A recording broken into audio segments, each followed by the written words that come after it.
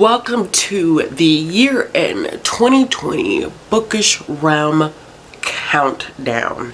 So, with that being said, this is my top 20 of 2020. You're probably like, why are you having a top 20 of 2020? Didn't you make all those lists back in December? And it is true. I made all of those lists back in December. However, those lists were for books that I really enjoyed, that I thought were amazing, but could not crack the top 20 of 2020. Now, I know we are all trying to put 2020 behind us, but goodness gracious, 2021 is already wild too. So we are going to do a countdown starting from number 20 up until number 1, my favorite book of 2020. And let me tell y'all, this was probably the most challenging thing to do, which is so crazy because I feel like I've done videos that are definitely more challenging than this one. But coming up with this list was super hard, because I would make the list and I'd be like, wait, I don't know, let's readjust things, because I definitely feel like this book was better than this book. And it went through probably about a good 5 to 6 drafts before I came up with this final one. And I'm hoping that while I'm filming this, I don't all of a sudden say, wait, hold on, actually this should go this way. So here's to hoping that it sticks. So we're gonna start with number 20. And like I said, we're gonna work our way back up to number 1. So coming in at number 20 is the historical romance Would I Lie to the Duke by Eva Lee. This definitely needed to be on my top 20 of 2020.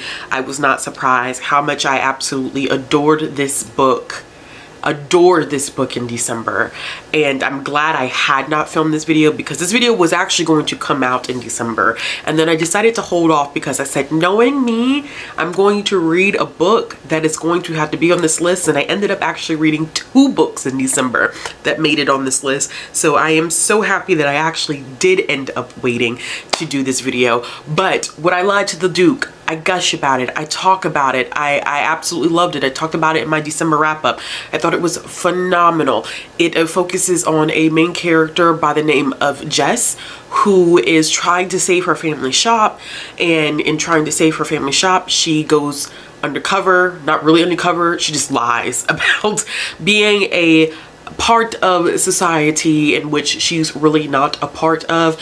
And this book had just the greatest chemistry, the best lines. I still stand and say that get on your knees and receive your penance is the line of 2020 for me. It was the line. It took the cake. And I just thought it was a dynamic book. This is the second book in the Union of the Rake series. I can't wait to dive into book number 3, because it just seems like these books are going to get progressively better. I put the first book on my top romances of 2020, and when I read this one, I was like, yeah, this is definitely going to have to go on the all-time faves list, because it was just so well done. I highly recommend checking out the series if you're looking for a new historical romance series to try out. They're all based on Eva Lee's favorite 80s movies. The 80s movies that this one was based on, I'm not as familiar with, but nevertheless, such an excellent book. Next on this list, I have a manga, and that is Dr. Stone. This was a huge surprise to me, because I read Dr. Stone just randomly, just trying to dive into it because I had heard so much about it. It kept getting recommended to me, and I was like, I don't know, it doesn't seem like it's gonna be up my alley. And I read it and I absolutely loved it. And Dr. Stone is about these 2 high school students who are really close, and one is very much so into science, and they end up seeing this cataclysmic event where everybody turns into stone, essentially.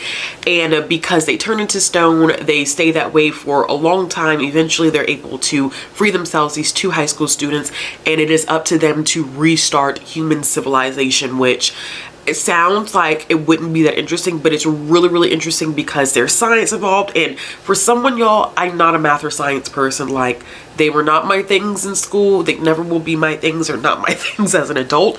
But I actually enjoyed the sciencey aspects of this. I thought they were well done. It wasn't super info dumpy. I think that the manga itself is over the top, so have that expectation going into it. But there are also some moral arguments about, if you have the power and the control to restart civilization, who would you choose to live and who would you choose to kill and not bring back?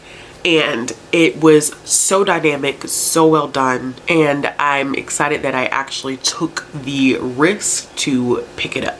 The next one on my list is another manga, and this is the Promise Neverland Volume 1. So no one, absolutely no one in our community told me anything about this one. Not what to expect, not what it was about. I thought it was this cutesy manga about these kids who were living in an orphanage, and it was just going to be about their adventures. I was so wrong. This is definitely not about that. As a matter of fact, I can't even tell you what it's about because I just don't want to spoil it. And spoiling it would ruin the whole thrill of reading this first volume and watching and feeling your jaw hit the floor. So, because my jaw was definitely unhinged and on the floor as I finished up this volume and came across that big reveal, I had to have it on this list. There was no doubt in my mind that this would be a top 20 book of 2020. Coming in at number 17, we have The Year of the Witching by Alexis Henderson, and this is an adult horror.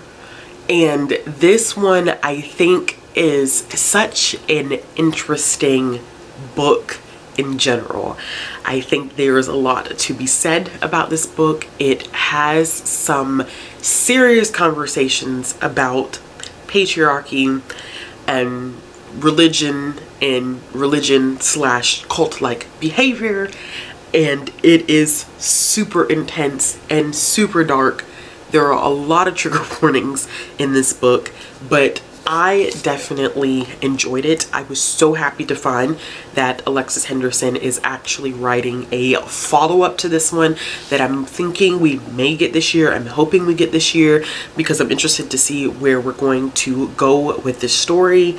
But I'm telling you, if you have not picked up The Year of the Witching, this is one to definitely pick up. It focuses on a character by the name of Emmanuel, who is living in this strictly religious town where she technically is considered an abomination, although I don't think anybody directly says it to her face because her mother had her out of wedlock and then also sought solace in the woods, which was home to 4 witches that were killed, that people, of course, religiously are so against. They feel like the woods are evil, and these 4 witches, the spirits of these 4 witches, bestow a gift upon our main character, which is the journal of her mother, and it goes completely left from there. Definitely a great horror pick if you're interested. At number 16, we have The Vanishing Half by Britt Bennett, and this book definitely made its rounds on BookTube this year. I have read Britt Bennett's other book, The Mothers, which I thoroughly enjoyed. It was no different from this book. This book touches on a lot of different topics, especially colorism and white passing, and it just has some great conversations. I was a little weary about the end. I think that Britt Bennett has this thing for like obscure endings, which not a big deal, but that definitely was kind of a hiccup for me in reading this one. But otherwise, so well done. Not surprised that she's gotten a deal out of this being made into a series. I actually have done a full review on this one. I did it around the time that it came out last year, so I'll make sure that I leave that one in the card symbol above for you to check out. Coming in at number 15, we have Big South. No. Who looks like Andre 3000 on this cover. I don't know what it is about this cover, but it gives me Andre 3000 vibes. Don't know why, but it just does. So Let Me Love You. Oh my gosh, such a great romance book. Was so good. I'm so happy that I finally took the chance to start this series. I'm actually currently reading the second book in this series, which is the McLean Brothers series. So this focuses on two characters, Everett and Joe, and Joe is a single mom of a little girl. She is divorced and she's just trying to make it day to day, working, taking care of her daughter, and she works for a jewelry designer, and Everett wants a piece done for his daughter, and the two meet, and then it's like sparks fly. It was just so good.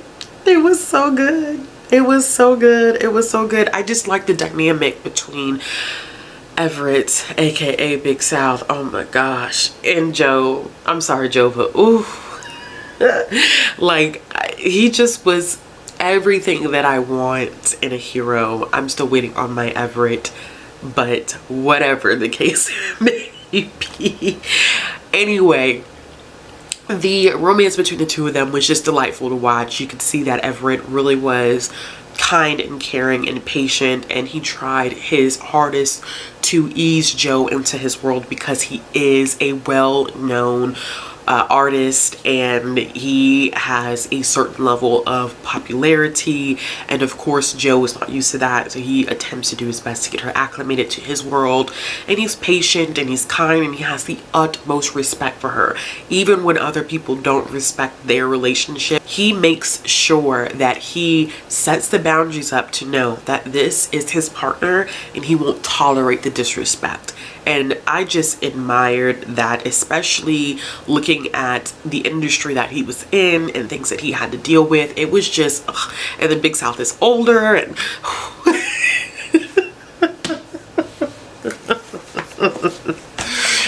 child, it's hot in here. Maybe it's just me, but I think it's a little hot in here. Coming in at number 14, we have At the Stroke of Midnight by Diana W. This is a book in the Booze and Booze, so BOOSBOOZE series, which I read in October, which was a short novella collection of stories that took place in the same town, done by a group of Black indie romance writers. I ate them up. I ate this entire series up because most of the books were really short, but out of this series, this one stuck with me the most, and one that I rated super high because I thought that the creativity behind the story was so good. So all of the stories take place at this town during Halloween, centered around this Halloween party. And this one specifically focuses on a heroine who has lost her husband. And it is about her attempt to move on and let go.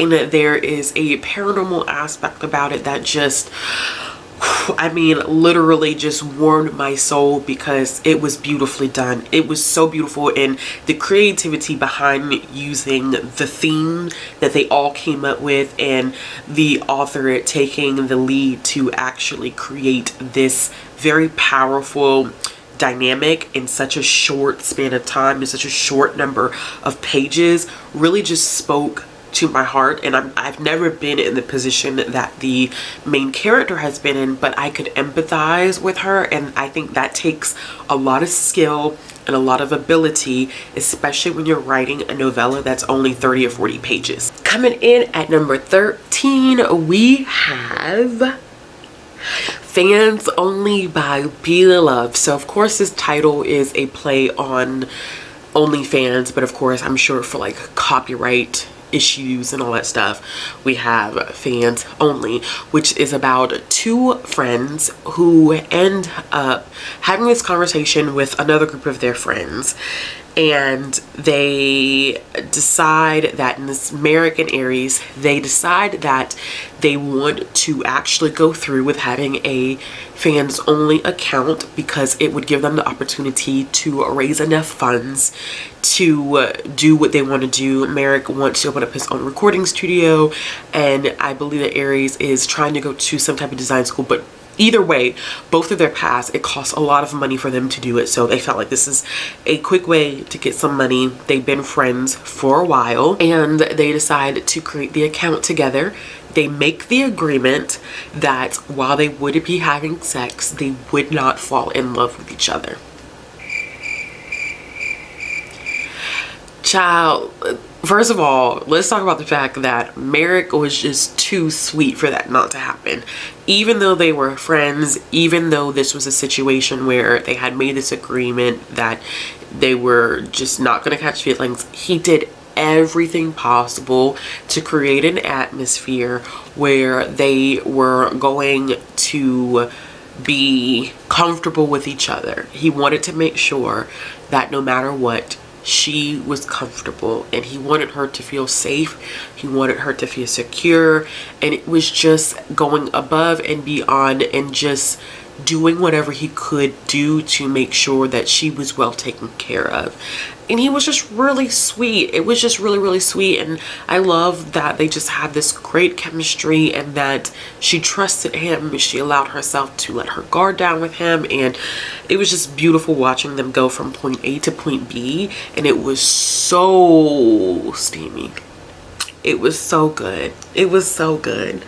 I loved it, absolutely loved it. Coming in at number 12, we have Genesis Begins Again by Alicia D. Williams. So this is another one that I have done a full review for. This is included in the review that I have for The Vanishing Half. This is such a tough and hard-hitting middle grade book, to the point that although it is middle grade, I would say that it kind of teeters between middle grade and young adult for content purposes, but it is good.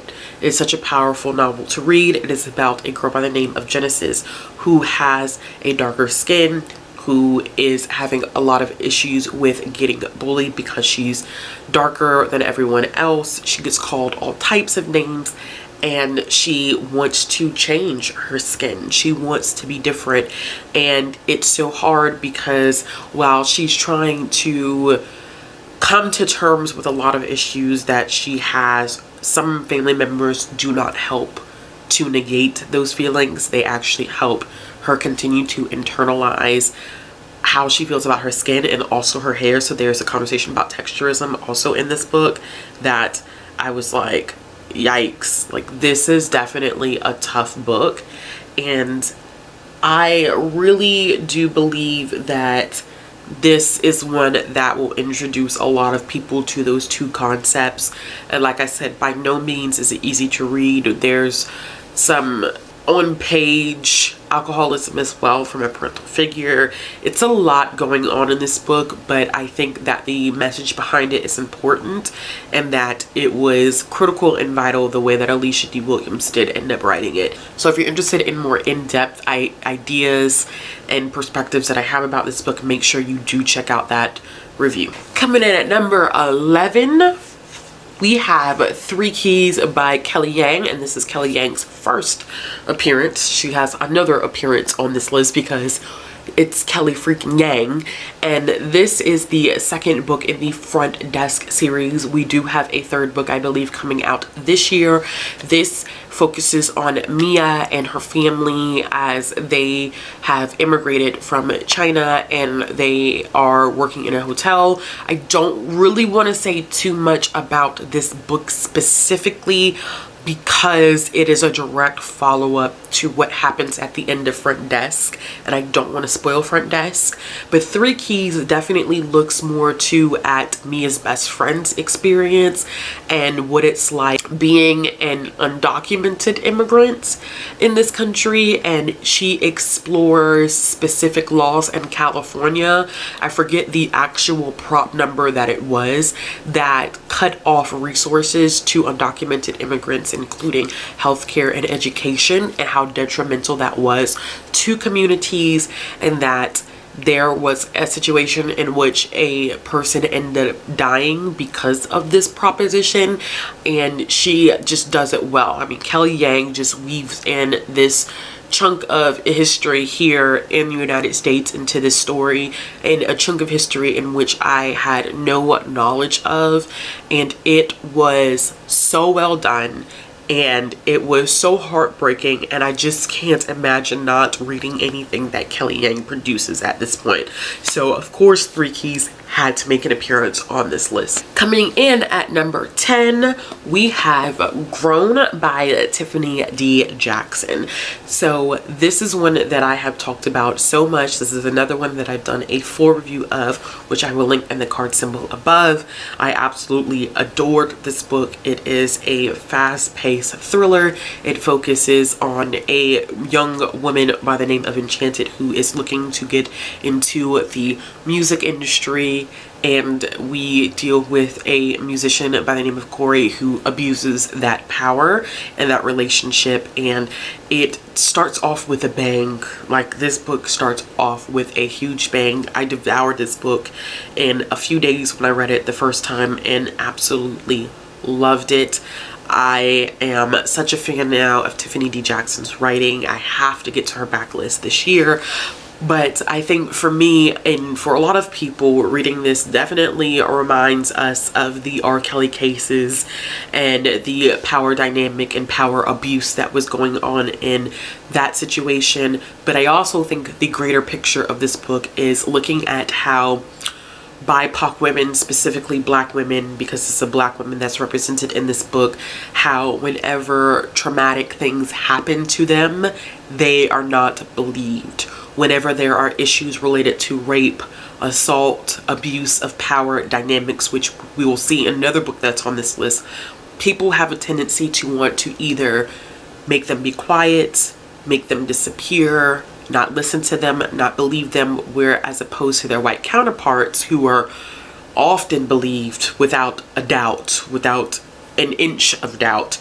So I think that that's a more important conversation that's happening in here, especially when we just look at just different dynamics of what's happening to BIPOC women, not even just in this country but across the world, and how people who are in authoritative positions to change things don't do it because they don't value BIPOC women as much. And that is definitely a huge part of the conversation of this book that I absolutely adored. So make sure you check this book out if you haven't already. I think I talked about this one quite a bit this year, so no one should be surprised that it's here on this list. Coming in at number 9, we had one of the first books that tore my feelings up from here to Kingdom Come, and that is We Are Not From Here by Jenny Torres Sanchez. Now, this book focuses on 3 kids who are from Guatemala, and they decide to go from Guatemala to the United States, escaping a lot of hard things that are happening within their town. We're talking abuse, we are talking gang violence, and oh goodness gracious, sexual assault, rape. There's a laundry list of triggers for this book, but it is the foundation of why they want to leave. And we follow them as they journey from Guatemala to the United States, and this is actually based on the journey that a lot of individuals do make seeking asylum from the things that are going on in their country. And it puts a story to the discussions that have been happening about immigration and those who are immigrating seeking asylum and undocumented immigrants and the way that they're treated. And this book hurt my feelings a lot because I think a lot of times when we think immigration, we think adults, especially when we think like seeking asylum. I think they have not always become synonymous, but I know for me personally, I constantly have this image of adults and the word immigrants or the word, you know, asylum. Like, I think adults, and not thinking about the fact that there are teenagers and kids who leave without adult supervision, without adults accompanying them, and they make this journey themselves because they do not feel safe anymore. And Jenny Torres Sanchez, I mean, details everything from the actual train that people will ride on top of, and I can't remember the Spanish equivalent name for it, but holy crap, how dangerous that is. The danger of even riding that train, jumping on the top of that train and then having to jump off and hiding and worrying about people stealing from you, getting sick and not having access to fresh water and food, all because they want to run away and get away from and be safe from people who are treating them cruelly in their own homes. And the fact that they get to the border and they get treated like crap again. And I just can't imagine my own child going through an experience like that, and knowing that there are kids and teens that go through this every single day broke my heart. And I say that this book took my core out, and just, I mean, I've never had that type of emotional reaction before, because I literally actually was cleaning the bathroom when I was listening to this book on audio, and I literally just stopped and like sat by the tub and started crying at a particular scene, because I was like, this is just, I mean, oh, it was written with such passion and love and such compassion towards those who experience this journey. And I think this is one that everyone should be reading, and I think that this is one of those books where, you know, it can teach you empathy. So there's no way that I could have ever made this list and not included this book. Coming in at number 8, we have This Is My America by Kim Johnson. Now, I talked about this one a little bit during Vlogmas and my video that said books that are underhyped or underrated on BookTube, and this was one of the books that fell on that list because I still think that it is underhyped and underrated.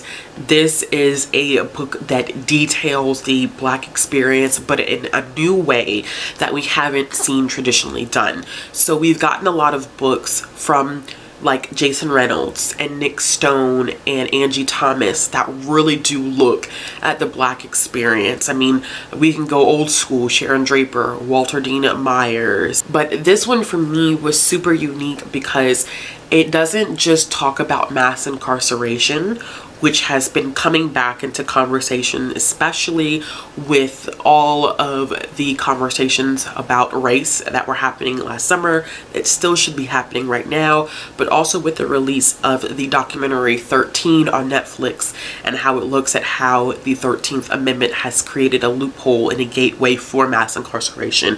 And what I loved about this one is that it not only talked about that, but it talked about how it impacts the families that are left behind.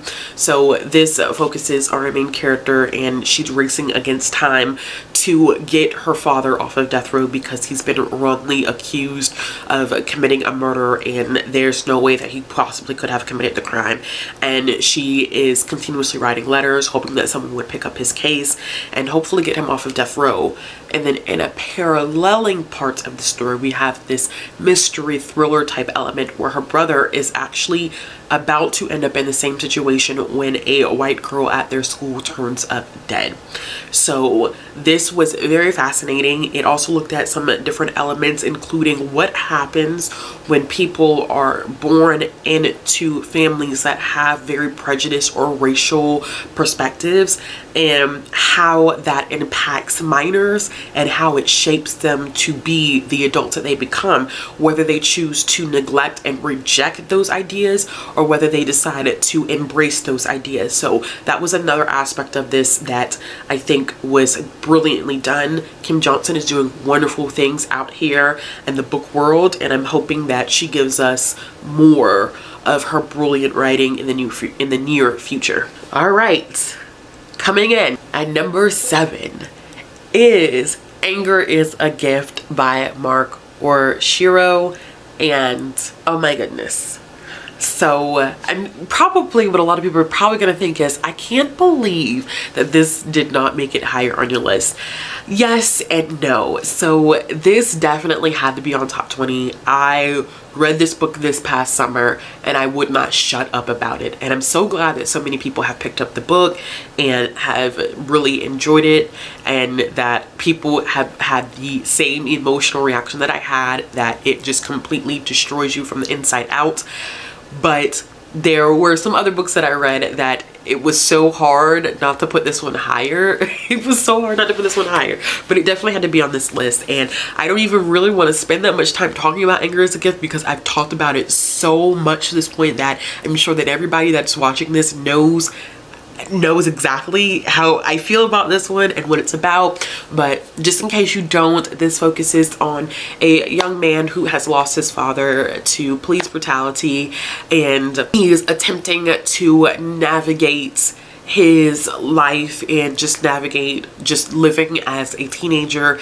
And then we get this element of what policing schools look like, especially when the schools are predominantly filled with students who are Black and brown, and how that causes issues and how it criminalizes teenagers before they have ever done anything wrong. And it creates this very weird power dynamic and power struggle that is problematic in a whole lot of ways.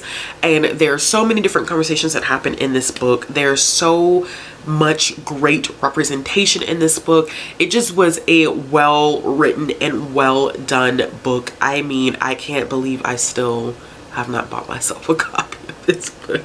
It's coming. It's gonna happen. I promise you it's gonna happen.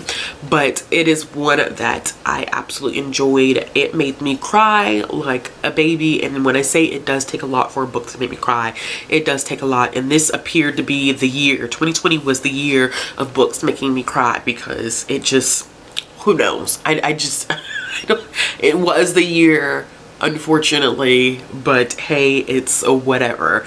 So yes, if you have not read Anger is a Gift, now is the time to read it. Coming in at number 6 is Parachutes by Kelly Yang. I said that Kelly Yang was going to make another appearance on this list, and Parachutes had to be on here. So every Kelly Yang book that I have read so far, I have given 5 stars to, because Kelly Yang is a brilliant human who I would love to talk to and meet one day. I really would love to just pick her brain about the brilliance with which she writes and how she is able to so poetically and seamlessly weave contemporary issues into her book. So Parachutes is one that I just recently talked about in my December 2020 wrap up, and it focuses on 2 girls, one who's already living in the United States and one who is immigrating from China to the United States to go to boarding school, and is considered a parachute. And parachutes, which I did not know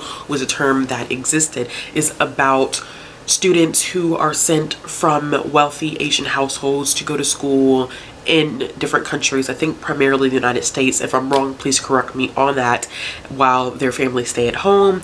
And this not only talks about just their experience, but also just what it's like to be an Asian student or an Asian teenager navigating predominantly white spaces.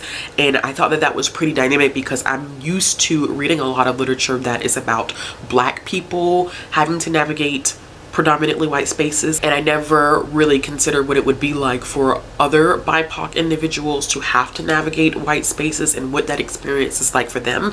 And this one definitely covers that, from people just being just outright racist to people, you know, thinking that because they come from a different country or they look different that they're not as intelligent, which is crazy to me that these kids were going to the school and having to test out of classes because the school automatically thought that they were stupid.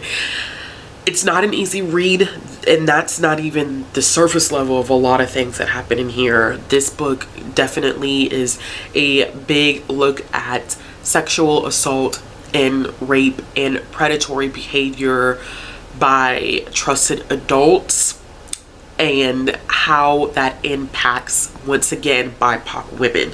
So Grown did this with a main character that was Black, and in this we're dealing with 2 main characters that are Asian, that are experiencing some of those same elements and what happens as a result. And it is heartbreaking. It is sad. This is a difficult book to read. I do not take this book lightly. The cover, I think, is a misleading representation of what this book is like and what this book is about. It's not lighthearted. It's not this cute contemporary. Kelly Yang took the time to write this book based off of some other things, which I don't want to spoil because she does talk about that in her author's note, which I think is super important to read after reading this book. But I could not make this list without including Parachutes. It just was a phenomenal book. All right.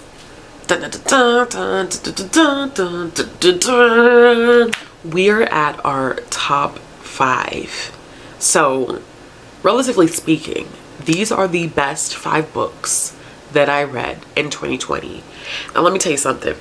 Coming up with this top 5 list was so hard.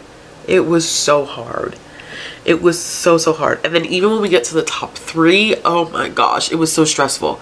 So, coming in at number 5, we have Long Way Down by Jason Reynolds. So this is a book that I have read a couple times this year. I'm still in the middle of my 3rd read. I haven't picked it back up. You can kind of see where my bookmark is in there. So this follows our main character Will as he deals with the death of his brother. And this specifically looks at 3 rules that Will is following when his brother gets shot. And that's you don't cry, you don't snitch, you always get revenge. And it is a book that's written in verse that literally follows Will leaving his apartment as he gets in the elevator and goes from the top floor to the bottom. And that whole thing takes place in that one elevator ride. And this book is a huge exploration of the cycle of violence and how we should not ever label our kids, ever. Because labeling our kids creates more problems, and you never know why these kids are involved in a lot of like gang related stuff and how they have gotten caught up in the cycle of violence. And Jason Reynolds does a phenomenal job doing this. I'm going to reread this book until I figure out what the end of this book means, because there's a meaning behind it and I still haven't gotten it yet, but I will get there. I will figure it out. But I would recommend it definitely listening to this one on audio because Jason Reynolds reads it, which I think is very important because it is written in verse and only he could know how it needs to be read. And I think that he provides some really great insight to the inspiration behind this book and why he chose to write it and why it's super important. And then I would also recommend reading it just, you know, physical or ebook copy so you could see the words on the page yourself and kind of dissect it. And then I would also recommend checking out the graphic novel that just came out, which gives you a more visual perspective of what has happened. So one of the best Jason Reynolds books that I have read to date, and I read 4 of his books this year, and this was the only one to make the top 20 list. It just was so well done. So well done. Coming in at number 4, we have Legendborn by Tracy Deonn. This was the best YA fantasy of 2020. The best. The best debut YA fantasy that I have seen in a very long time. And this was just done so well. Tracy Deonn is a genius, and I need the second book. I need the second book because I think that, you know, this of course has Arthurian legend inspirations in it. I think that there's so many other elements of it that were super important. Tracy Deonn does a wonderful job talking about grief. She does a wonderful job talking about mental health and its impact in the Black community. She does a great job talking about how we should appreciate and really have respect for ancestors and what it's like to be Black and navigate in predominantly white spaces. And she does so in a way that is not like so traumatic, that this book is not just focused on trauma. It is so much more. And though it covers trauma, this was the way to do it. This was the way to handle traumatic topics. It was just done so freaking well. I have never finished a book and instantaneously wanted to be like, I low-key want to pick that up again. this book, I read it and I was like, I think I need to reread it. This just was a great book. I mean, there was so much that I related to, so much that I loved about this book. I just, I really, really, really love this book, and I cannot wait for the second one, y'all. I cannot wait. I know that it's making its way around BookTube now, but if you have not picked up Legendborn, please, please, please pick it up. All right, y'all. Here it is. The top 3 books of 2020. Coming in at number 3 is In the Dream House by Carmen Maria Machado. And this is one that I read in December that meant a whole lot to me personally. One of the best memoirs that I have ever read. One that I had such a hard time reading because so much of this book reminded me of my own personal experiences, but this was done in such a different and creative way.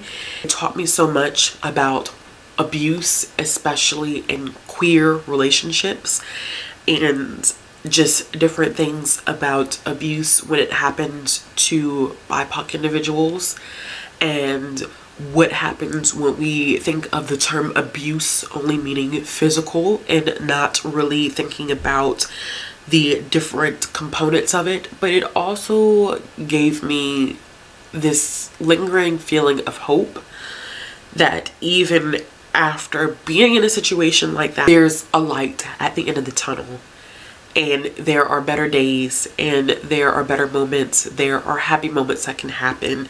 There are ways to continue and move on into a healthy and powerful and dynamic relationship that can thrive. And this book, I think for me, just was personally important. And I get emotional whenever I talk about it because of the fact that I know for me in my heart and my soul, which I can't ever really explain on camera in person. It's just when you've been in the shoes of an experience and someone writes something in a way that just means so much to you, it's kind of hard to describe. But this book will forever, for the rest of my life, hold a very, very special place in my being and in my soul. And I have much, much, much, much, much respect for her to be able to write this story and to have to relive these experiences to share what she knew was very, very important to share, even if it was at the cost of having to go back through and detail everything that happened. And I just think if you're looking for a very creative and different and powerful and very kind of just open and trusting, you know, she trusted her readers with this story, I think that you definitely should pick this one up. Coming in at number 2 is The Deep by River Solomon. This should be no surprise. Loved this book. We had a 5-hour conversation about this book on my channel, which I will link in the card symbol above, because this was such a dynamic book. This was such a powerful book. This book means so much, and I don't even have the words to describe it, y'all. I think I'm just gonna let the live show describe it, because I just don't know how to at this point. I just don't know how to describe how I feel about this book, because it just means that much. And clearly the annotations, this is not a book that you read quickly. I think this is one that you take your time with, you dissect it, and you appreciate it. And I'm so thankful to River Solomon for even having the willingness to take on this project with David Diggs and William Hudson and Jonathan Snipes. So much love, so much respect. And the number 1 book, drumroll please, it is Light for the World to See by Kwame Alexander. This book for me had to be number 1, and I went back and forth a lot, especially within this top 3.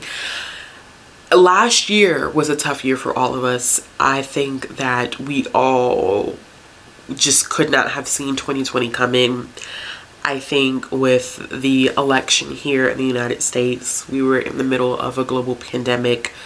With the Black Lives Matter protests that we were seeing during the summer, it was an emotionally tough year. And I think particularly for me as a Black person living here in the States, it was rough because for me, I felt like I was constantly reliving traumatic experiences, having to have these conversations, which are important conversations that I was willing to have, but it was emotionally and mentally exhausting. And seeing some things happen last year, it was just like, it was hard. It was really, really hard. And I listened to this book 4 times. I listened to it 4 times and cried and cried and cried and cried, because it for me was just the Black experience about not being human, not being considered human, not being seen as an equal, and what that feels like. And my goodness gracious, it definitely has felt like that.